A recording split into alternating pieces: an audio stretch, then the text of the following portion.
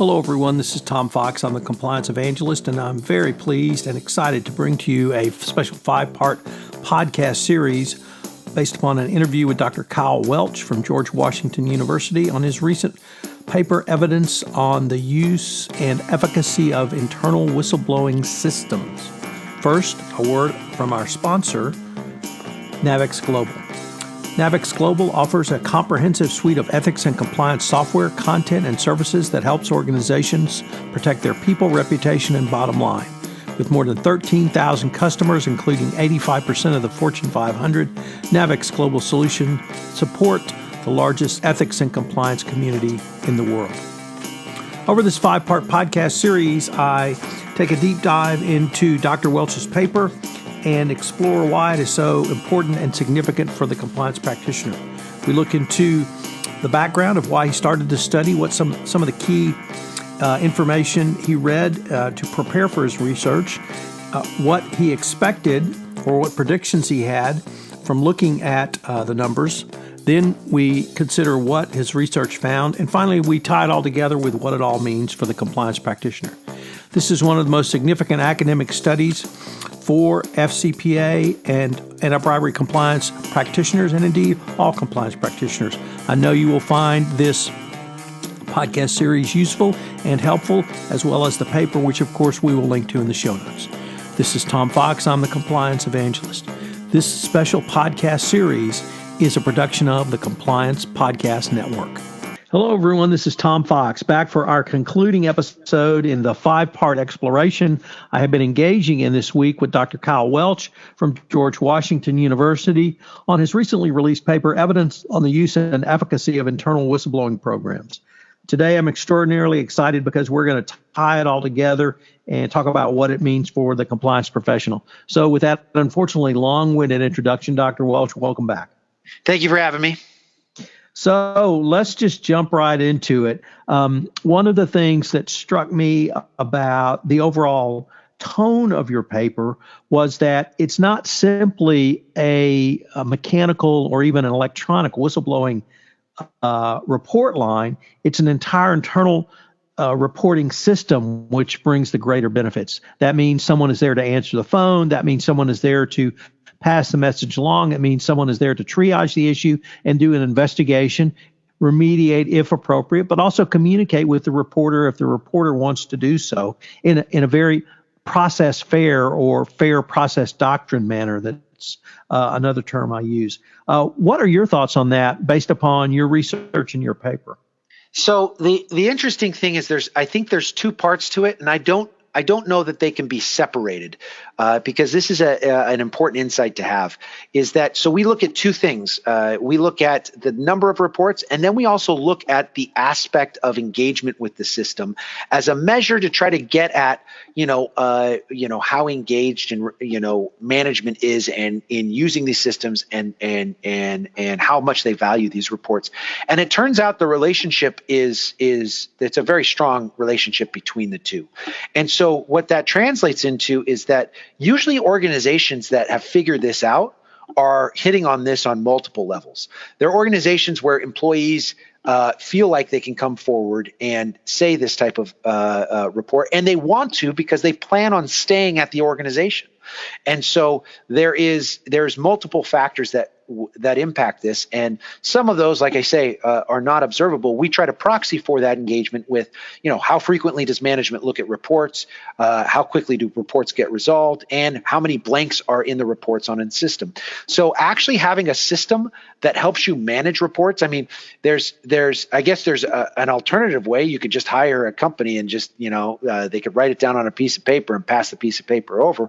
But really what we find is that firms that take this seriously and want to benefit from this will have an advanced system that uses an external party to do it and actually has ways to engage with the employee, to engage with the whistleblower via this third party that enables them to get the most value from the system.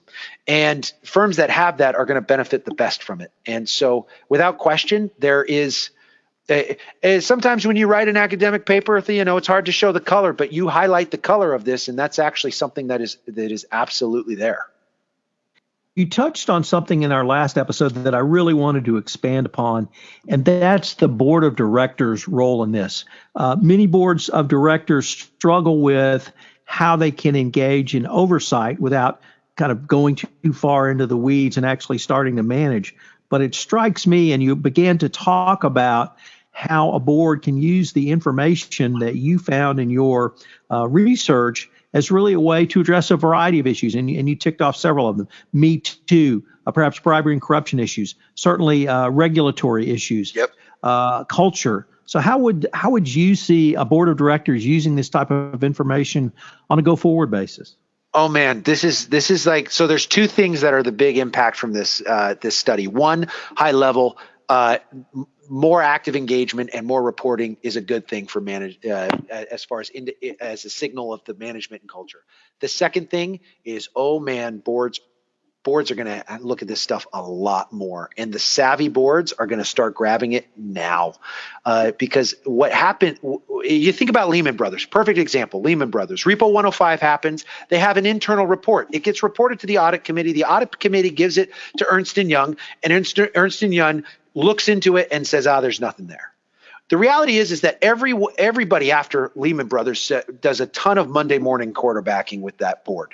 And the reality, and if you look at that board and you look at the resume, anybody that's doing that quarterbacking with the board, look at their resume. The resume from these people on the board of Lehman Brothers is amazing. These are fantastic people that know governance, know problems, know when a problem comes up, what they need to do. And the failure of Lehman Brothers was not a governance failure per se, an incompetence. It was a governance failure of withholding information. So if you think about the problem that directors face, all their information comes directly from management. Everything, any analysis they do, anything they run, anything on the market, financial statements, they go to the auditor, but the board's already gone through all that. Every single thing they do is touched on and touched, and the management has their fingers in, either directly or indirectly, because their direct reports are going to be presenting it. They all have something that is colored by the management of the company. The board's single best resource for objective information on what's happening at the firm is these internal systems. And what's, I believe, going to happen from this is you're going to see more boards and board members that aren't even on the audit committee saying, I want to know what's going on with our whistleblowing system. I want to know what's going on with the level. And then I'm interested in these key categories. And I want to know if management's been involved in certain problems. And what's going to happen is boards are going to shift this. I believe eventually most board members are going to pick this up and realize the valuable resource that's here and say, look, we need to have this and we need to look at this. And this might be something we dedicate, 1 to 2 meetings again. We have only, maybe 4 at minimum, but maybe 6 to 8 meetings in a year. This is something worthy of, something that's, maybe even a complete meeting a couple times a year. Because what you get from these reports, had that happened with Lehman Brothers, you would have had a couple of things. One, you would have had this Repo 105 would have come out to the board, and this individual that came out as a whistleblower would have actually had something that had the eyeballs of all the board members, and surely the board members, looking at multiple things with it gives more opportunities to identify and deal with problems. The other thing that it also shows is Lehman Brothers is a great example. Is the board had an opportunity to see a simulation with their structured debt portfolios and their risky bond portfolios that they had, and in one of the simulations, almost directly matched the path that they took with their portfolios that they were investing in. And guess what management decided to do for the board meeting? They decided to exclude that simulation in the analysis. And so that's just another testament that, like, management, you can rely on management reports only a certain amount. And if you really are looking for objective information, this is one of the best sources for it. And so as a compliance person, as somebody that's in HR, as somebody that deals with these reports and compiles this information, I imagine that getting as much as you can information related to the level of use for your industry, level of use for the year, how your firm's structured related to governance, what you're likely to see, will enable board members to say, okay, based on what we're observing here, what problems do we need to look into from a direct report level where you look deep into the reports, but also as a high level. So say you're a firm that has a certain level of reports and related to your industry average, it is about on par.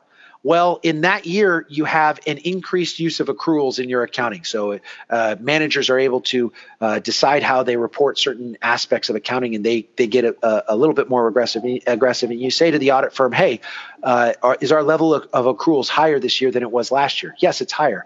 Well, let's look at our whistleblowing report. Where should our, we might need to take a haircut on that level, because we would want to have more whistleblowing reports, or more an increased level, or observe something a bit more to make sure that we're covering our bases on making sure we're capturing all the information that we need to. So that strikes me as you name the scandal as far back as Enron, but up to Wells Fargo. The question was, where was the board? The board they had no information. And in Wells Fargo, for instance, they were actively misrepresented the numbers to them. And if they had access to even the internal whistleblowing numbers in the internal whistleblowing complaints, they would have seen a very different picture very much sooner than when they read in the paper about the settlement with FINRA and the CFP. The Consumer Protection Board. So I think this will absolutely be a game changer. And then can we conclude with one theme you have really related throughout this podcast series, Dr. Welch, which is that the reports are an incredibly valuable resource to the everyday compliance practitioner for not only identifying claims or, potential issues, but also addressing them in an organization. Yes, as I've talked to compliance officers and people that do internal audit, those that know what the power of this tool get it, and they are believers. And I'll tell you, I knew that there was value in this. I came into it with an assumption that there was some sort of value. I had no idea the directionality and the causality and what was going on here and how significant it was. I was agnostic at the beginning, and I'll tell you, I'm not agnostic now. It's very clear. There's a saying in academia. They say, if you torture the data, it will submit to anything you want it to say. And I can confidently tell you that this database, this data set, if it was seen by any other academic, these results would come out the same. These results are strong. This data was not tortured for these results. This is what it is. And it turns out that these tools are fantastic for executives and for boards for discovering problems that they wouldn't find otherwise. So, yes. So this has been a fascinating exploration, Dr. Welch. I frankly cannot thank you enough for doing the research and generating this report, and I greatly look forward to seeing what you come up with in the future. Thank you very much for having me. It's been fun talking to you. Thank you so much. Hello, everyone. This is Tom Fox. I hope you've enjoyed this 5-part podcast series that I put on with Dr. Kyle Welch on his recently released paper, Evidence on the Use and Efficacy of Internal Whistleblowing Systems. I think this is one of the most significant papers, certainly academic papers, for every compliance practitioner, as it shows real-world cost savings of a specific tool and tactic of a best practices compliance program, a whistleblower system. This special podcast presentation has been a production of the Compliance Podcast Network.